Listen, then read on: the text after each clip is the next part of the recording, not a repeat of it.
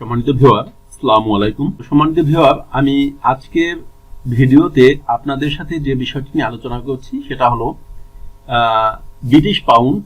তো ব্রিটিশ পাউন্ডের গতিবিধ 14 নভেম্বর থেকে 20 নভেম্বর পর্যন্ত কি হতে পারে, অর্থাৎ কতটুকু আপে যেতে পারে অথবা কতটুকু ডাউনে যেতে পারে, যেটা আপনার জিবিপি ইউএসডি অর্থাৎ জিবিপিটা পাউন্ডটা ইউএসডির সাথে ডলারের সাথে কতটুকু আপে যেতে পারে বা কতটুকু ডাউনে যেতে পারে এই বিষয়টি নিয়ে।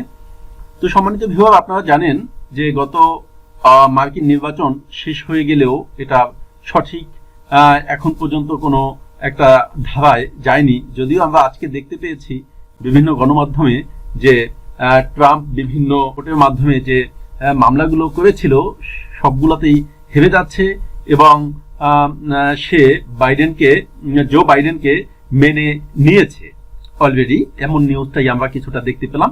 তো সেই হিসেবে স্বাভাবিকভাবেই ইউএসডি একটা স্ট্রং অবস্থা থাকার মতো পজিশনে চলে আসতেছে যেটা বলা যায়। তো সেই হিসেবে ইউএসডিটা হয়তো একটু স্ট্রং হবে। তো যাই হোক, বর্তমানে যেটা জিবিপি ইউএসডির সাথে যে অবস্থানে রয়েছে, আপনারা জানেন গত শুক্রবার মার্কেট যখন ক্লোজ হয়েছে, তো ক্লোজিং এ গত সপ্তাহের ক্লোজিং এ ইউএসডি জিবিপির যে রেটটা ছিল আপনারা দেখতে পাচ্ছেন এখানে যে 3198, অর্থাৎ আমরা 3200 ধরে নিতে পারি, অর্থাৎ 1.3198। তো এই যে অবস্থানে মার্কেটটা ক্লোজ হয়েছে, এই জায়গা থেকে যদি আপনার সে আপের দিকে টান দেয়, অর্থাৎ তার রেজিস্ট্যান্স লেভেল যেটা উপরের দিকে কোথায় রয়েছে, তো আপনারা এখানে দেখতে পাচ্ছেন যে আমি এখানে যে এটা দিয়ে রেখেছি আপনাদের যে 3260। তো এই জায়গা থেকে মার্কেট যদি আপের দিকে যায়, প্রথম অবস্থায় সে 3260 পর্যন্ত যেতে পারে, অর্থাৎ এখান থেকে বর্তমান অবস্থা থেকে আরো 60 পিপস আপে সে চলে যেতে পারে।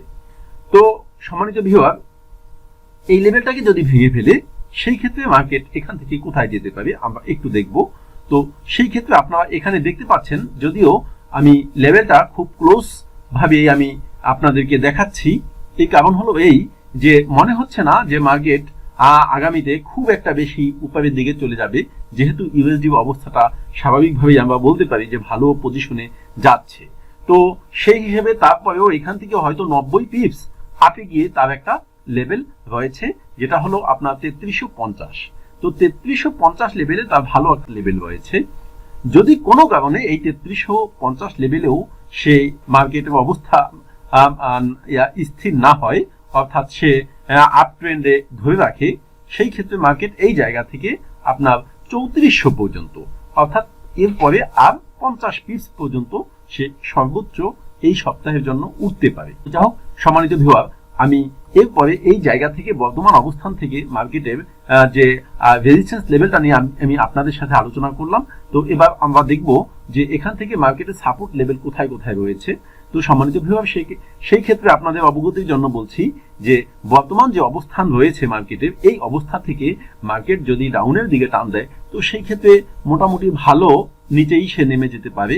সেই ক্ষেত্রে প্রথম তার যে সাপোর্ট লেভেলটা রয়েছে, সেই সাপোর্টটা লেভেল রয়েছে বর্তমান অবস্থান থেকে 100 পিপস নিচে, অর্থাৎ 3100 লেভেলে মার্কেটে মোটামুটি ভালো একটা সাপোর্ট লেভেল রয়েছে।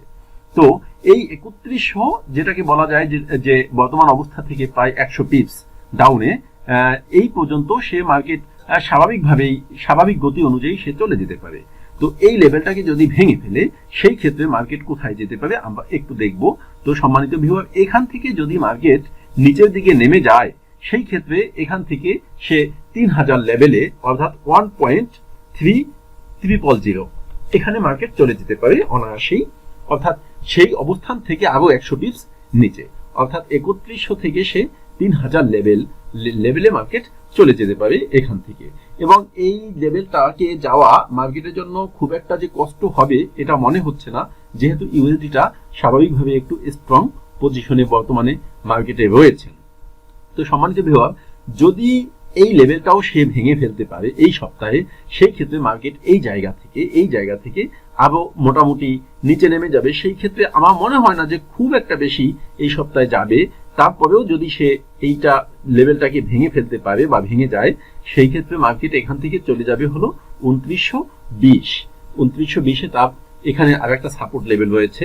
তো এই সাপোর্ট লেভেলটা থেকে এবার এই সপ্তাহের জন্য মার্কেটের ভাঙাটা মনে হচ্ছে যে কষ্ট হবে, ভাঙতে পারবে না।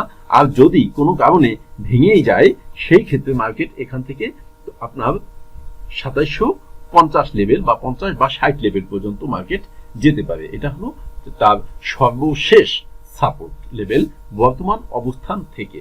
সম্মানিত ভিউয়ার, আসলে বিষয় হলো যে ফরেক্স মার্কেট আপনারা যারা করেন, আপনারা জানেন হয়তো যে এখানে পর্যাপ্ত পরিমাণ ব্যাকআপ রেখে যদি আপনি ট্রেড না করেন, তাহলে যে কোনো সময় আপনার অ্যাকাউন্ট মারাত্মকভাবে রিস্ক হয়ে যেতে পারে।